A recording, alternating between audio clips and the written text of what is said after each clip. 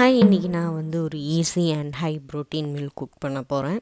அதுவும் last one வந்து ரொம்ப ஈஸி, 10 மினிட்ஸ் கூட ஆகாது அது குக் பண்ணுறதுக்கு.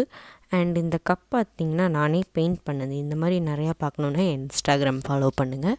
ஃபஸ்ட்டு ரெசிபி வந்து சிக்கன் ரைஸ் போல். அதுக்கு வந்து கொஞ்சம் பட்டர், கார்லிக், க்ரௌண்ட் பண்ண chicken, chilli powder, soya sauce இருந்தால் போதும்.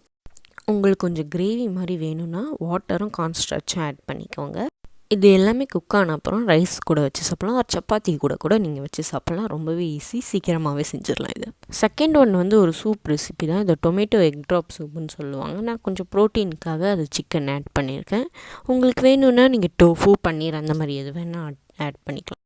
அண்ட் ஸ்டாக் பவுடர் வந்து ஆப்ஷனல் தான். இந்த சிக்கன் ஆட் பண்ணுறதுனால அதுவே நல்ல ஒரு டேஸ்ட்டு கொடுக்கும். சிக்கனில் ஆட் பண்ணிட்டப்புறம் நம்ம முட்டை ஆட் பண்ணும்போது உடனே அந்த முட்டையை வந்து கலக்க வேணாம், கொஞ்சம் நேரம் கழித்து கலக்கலாம். அப்போ தான் ரொம்ப க்ளவுடியாக இருக்காது. அவ்வளோதான், நம்ம சூப் ரெடி. தேர்டு ஒன்று வந்து டர்க்கிஷ் எக்கு. இதுக்கு கொஞ்சோண்டு க்ரீக் யோகர்ட் எடுத்து பிளேட்டில் ஆட் பண்ணிக்கலாம். நம்ம எக்கு ஃபுல்லாக வாட்டரில் பவுச் பண்ணுறதுக்கு பதில் நான்ஸ்டிக்கில் வந்து கொஞ்சோண்டு எண்ணெய் ஊற்றி 2 இல்லைனா 3 எக்கு போட்டு கொஞ்சோண்டு வாட்டர் ஊற்றி அதை மூடி வச்சிட்டோன்னா 4 to 5 மினிட்ஸில் வந்து குக் ஆகிடும். அதை அப்படியே நம்ம க்ரீக் யோகர்ட் மேலே வச்சு கொஞ்சோண்டு சில்லி ஆயில் ஆட் பண்ணிக்கலாம். இதுலேயே நிறைய வெரைட்டி இருக்குது. இந்த மாதிரி நிறையா பார்க்கணுன்னா என்ன ஃபாலோ பண்ணுங்கள். பாய்.